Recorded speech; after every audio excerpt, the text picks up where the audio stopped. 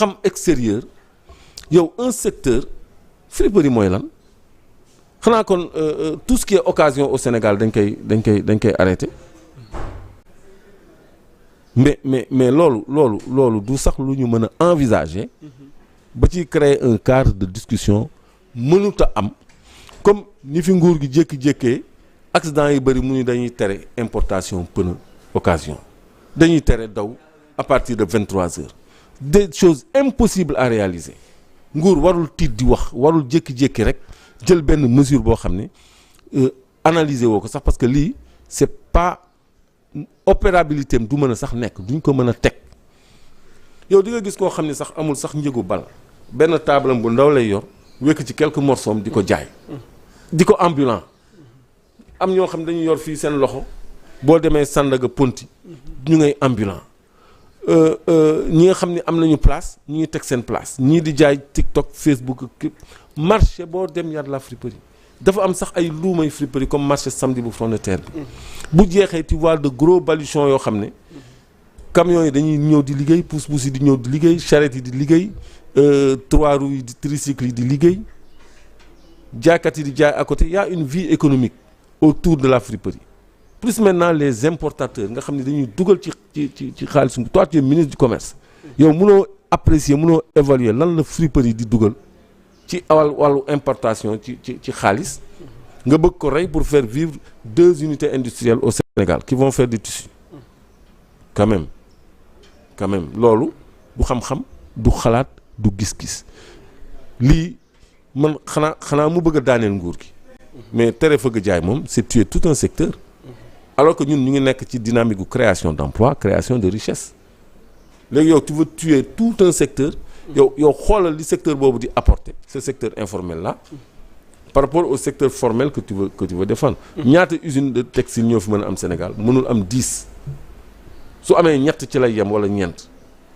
et pour 3 ou 4 usines on tue tout un secteur loolu du gis-gis loolu bu demee conseil de ministre dañ koy dindi parce que man gëmuma ni nguur gi dina ko topp ci xelam boobu ba mu naan cette stratégie sera mise en œuvre cette stratégie ne sera pas mise en œuvre ni à moyen terme ni à long terme ne doit pas être mise en œuvre ni à moyen terme ni à long terme parce que du xam-xam du gis-gis c'est de la tocardise oui. Tey pour terminer par rapport à ce sujet quelle devait être tey jii nii la meilleure des communications ba ministre bi war a mën a def par rapport à ce secteur. Non, il y a pas de communication sur ce sujet à faire parce que il y a pas d'interdiction à faire ou à projeter. Il y a pas d'interdiction à faire ou à envisager. Communication waru ci sax am lii rek mën na daaneel nguur lii kese parce que tu touches à un secteur boo xam ne ñoom ñoo la jàppale ñi néew doole ñi ambulant ñoom ñoo ñu jàppale ñoom ñoo voté ñoo doon daw ci gannaaw caravane yeeg tout ça tu veux les tuer. ni da ngay interdire friperie pourquoi. pour 2 ou 3 industriels man d'accord ma ci. ñu terminer ak sunu secteur des médias waxtaane woon nañ ko fi mais dafa am beneen couche gu ci dolleeku par rapport ak CNRA mi nga xamante ne tey dafa freiné le ministre Alioune Sall par rapport à ses prérogatives ndax le conseil national de régulation de l'audiovisuel CNRA abonde dans le même sens que l'association des éditeurs et professionnels de la presse en ligne appelle qui était déjà monté au chrono contre la mise en place de la commission d'examen et de validation de la déclaration des entreprises de presse au Sénégal. D'après le quotidien du jour, l'organe de régulation a adressé un courrier au ministre de la communication, des télécommunications et du numérique, Alioune Sall, lui reprochant de passer outre ses prérogatives. Au ministère revient la prérogative d'accorder l'autorisation après avis conforme de l'organe de régulation. Quant à l'organe de régulation, il est investi des missions d'instruire les demandes d'autorisation, de donner un avis conforme, d'élaborer les cahiers de charges des acteurs de la chaîne de valeur de la communication audiovisuelle et de préétablir et de signer les conventions avec les éditeurs, diffuseurs et distributeurs mentionne maanaam la missive. Donc en résumé tey jii nii dogal gi nga xamante ne tukkee na ci ministre bi te ñu waxtaanee koon fii ci wàllu régularisation secteur média bi tey CNRA jàpp la ni le ministre dafa outrepassé li nga xamante ne moom mooy ay prérogative loolu du cëram alors coow lu mel ni tàmbali diggante ñaari entité yooyu noonu fan la mën a yóbbee tey jii ni situation wu secteur bii di dund muy le secteur des presses pour ñu tëjee ko waxtaan wi. Moi j'applaudis des 2 mains parce que waxtaanee nañ ko woon fii ba yow nga défendre position ministère bi. par rapport ak article 11 bi. Bon peut-être par rapport à liberté ok autorisation d'accord créée sans autorisation mais après tu as enchaîné que oui mais l'alinéa bi ci topp nee na le régime de la presse est tey jii nii régi. tout est régi par la loi tout est régi par la loi. donc nee nañ ngeen créé mais tamit nag. waaw léegi c'est cette loi boobu. voilà comprendre foofu sama position. d'accord okay. Je passe. mais man keroog boo fàttali ko. nee naa la bu fekkoon léegi CNRA ak ARTP ak TDS yooyu noonu lan mooy seen rôle bu fekkee ni ministre bi moo war a def benn sélection sur la base de soumission pour wax bii média la reconnaître bii média la ñu reconnaître man j'aurais pu comprendre bii média moo nekk en règle bii moo nekkul en règle ñu teg ay critères yoo xam ni de conformité pour ñu nekk en règle mais bii média la ñu reconnaître ak bii la ñu reconnaître loolu moo tegul fenn. On est dans un régime de liberté moo taxoon ma invoqué article 11 constitution donc loolu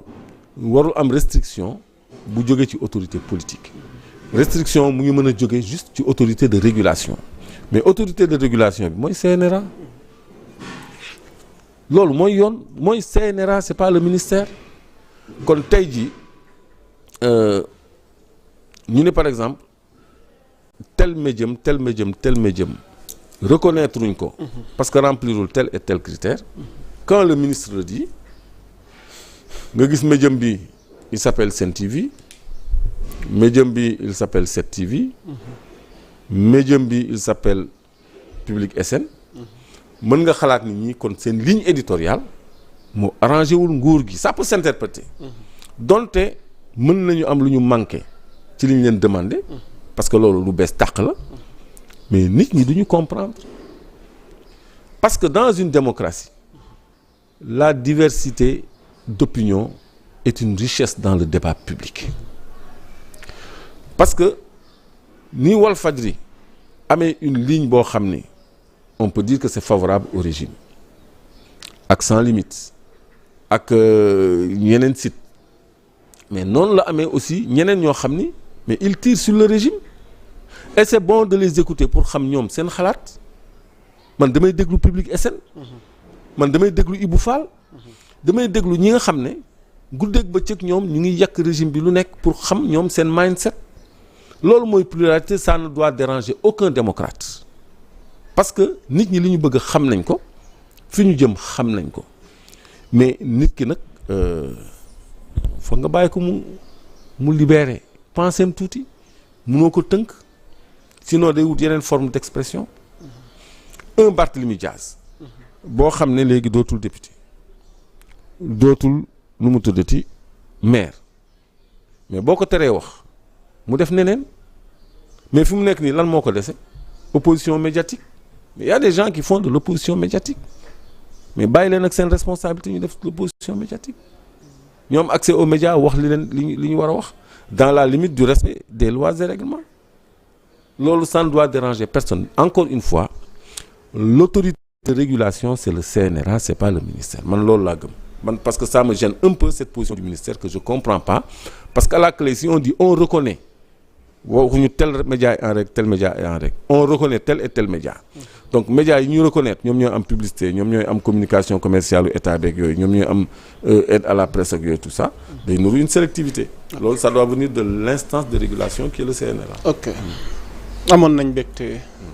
dalal la Clédor Sène di la jaajëfal di jox internet yi beneen rendez-vous mardi prochain incha allah ñu dikkaat ci beneen round-up di jaajëfal la régie di jaajëfal coordination bi soxna tuuti Babacar ñëpp ku lim jum di leen jox dig daje comme ni ma ko waxee rek le programme est en continu sur